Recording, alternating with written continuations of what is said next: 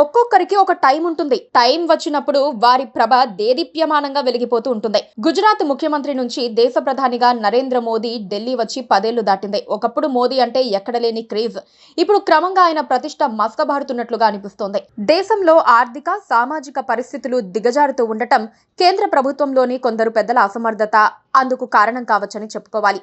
ఈ క్రమంలో కాంగ్రెస్ మాజీ అధ్యక్షుడు, లోక్సభలో ప్రతిపక్ష నాయకుడైన రాహుల్ గాంధీ ఇప్పుడు కాస్త లేటుగానైనా రైజింగ్ స్టార్ అవుతున్నారు. మోదీని కార్నర్ చేయడంతో ఫుల్ సక్సెస్ కు వచ్చిన Rahul Gandhi social media star గా కూడా ఎదిగారు. అధికారానికి వచ్చిన కొత్తల్లో తాను ప్రజల కాపలాదారుడిని అని అంటే చౌకీదార్ని అని మోదీ చెప్పుకునేవారు. అప్పుడే ఆయన పెద్ద దొంగ అంటే చౌకీదార్ చోర్ హే అని రాహుల్ గాంధీ నినదించారు. కాకపోతే అప్పట్లో రాహుల్ గాంధీ నినాదం పేలలేదు. మోదీకి మంచి క్రేజ్ ఉన్న రోజుల్లో రాహుల్ ఆరోపణలను జనం పట్టించుకోలేదు. ఎక్కడికి వెళ్లినా మోదీకి జనం నీరాజనం పట్టారు. ఇప్పుడు కాలచక్రంలో 10 ఏళ్లు దాటిపోయిన తర్వాత ప్రజల్లో మార్పు వచ్చింది. విపక్షాల ఆరోపణలను సీరియస్ గా తీసుకుంటూ అందుకు కారణాలను కూడా విశ్లేషించుకుంటున్నారు. రాహుల్ గాంధీకి జనాదరణ పెరగడం కూడా ఇందులో ఒక కోణంగా చెప్పుకోవాలి. బీహార్ రాష్ట్రంలో ఓట్ల గోల్మాల్ ఇప్పుడు దేశవ్యాప్తంగా చర్చనీయాంశమవుతోంది. బీహార్ వెళ్లే కాంగ్రెస్ నేతలకు జనం ఘన స్వాగతం పలుకుతున్నారు.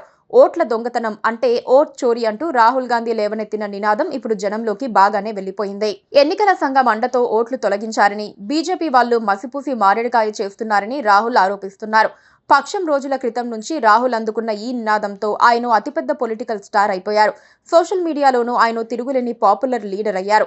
ఇన్స్టాగ్రామ్, ఫేస్బుక్, యూట్యూబ్ ఎక్కడ చూసినా రాహుల్ గాంధీ డామినేట్ చేస్తున్నారు. రాహుల్ వీడియోలను చూసేందుకు జనం ఎగబడుతున్నారు. ఇటీవల ఇన్స్టాగ్రామ్ లో రాహుల్ వీడియోలకు 601 మిలియన్ వ్యూస్ వచ్చాయి. కొత్తగా 13 లక్షల మంది ఫాలోవర్లు వచ్చి చేరారు. అదే ప్రధాని మోదీకి అందులో సగం కూడా రాలేదు. ఆయన వీడియోలకు 350 మిలియన్ వ్యూస్ మాత్రమే అందాయి. రాహుల్ కు ఇన్స్టాలో 13 లక్షల మంది కొత్త ఫాలోవర్లు వచ్చి చేరితే మోదీకి కేవలం 2,20,000 మంది వచ్చి చేరారు. ఫేస్బుక్ లోనూ రాహుల్ గాంధీ పైచేయిగా నిలిచారు. ఆయన వీడియోలకు 348 మిలియన్ వ్యూస్ వచ్చాయి. కొత్తగా 6 లక్షల మంది ఫాలోవర్లు వచ్చి చేరారు. అదే మోదీ వీడియోలకు 72 మిలియన్ వ్యూస్ నమోదయ్యాయి. ఆయనకు కొత్తగా 1,80,000 మంది ఫాలోవర్లు మాత్రమే వచ్చి చేరారు. మోదీ స్వతంత్ర దినోత్సవ ప్రసంగం కూడా పెద్దగా పేలలేదని చెప్పాలి. ఇక యూట్యూబ్ విషయంలో రాహుల్ వీడియోలకు 124 మిలియన్ వ్యూస్ వచ్చాయి. కొత్తగా 3,70,000 మంది ఫాలోవర్లు చేరారు. మోదీ వీడియోలకు 76 మిలియన్ వ్యూస్ వచ్చాయి. కొత్తగా 2,10,000 మంది ఫాలోవర్లు వచ్చి చేరారు. ఒక నాయకుడి మాటలను విశ్వసించినప్పుడు జనం స్పందిస్తారు. ఇప్పుడు సోషల్ మీడియా వేదికగా జనం తమ స్పందనను తెలియచేయటం ఆనవాయితీగా వస్తోంది. ఈ క్రమంలోనే రాహుల్ పాపులారిటీ పెరుగుతోంది. పైగా ఏ పార్టీకి సపోర్ట్ చేయని తటస్థులు రాహుల్ గాంధీ పట్ల విశ్వాసాన్ని పెంచుకుంటున్నారని విశ్లేషణలు వినిపిస్తున్నాయి. దానికి భయపడే ప్రభుత్వం జీఎస్టీ స్లాబులను తగ్గించి జనంపై ఆర్థిక భారాన్ని పరిమితం చేసే ప్రయత్నంలో ఉందనుకోవాలి. పైగా బీజేపీ నేతలు కూడా ఇప్పుడు ఆచితూచి వ్యవహరిస్తున్నారు. Please subscribe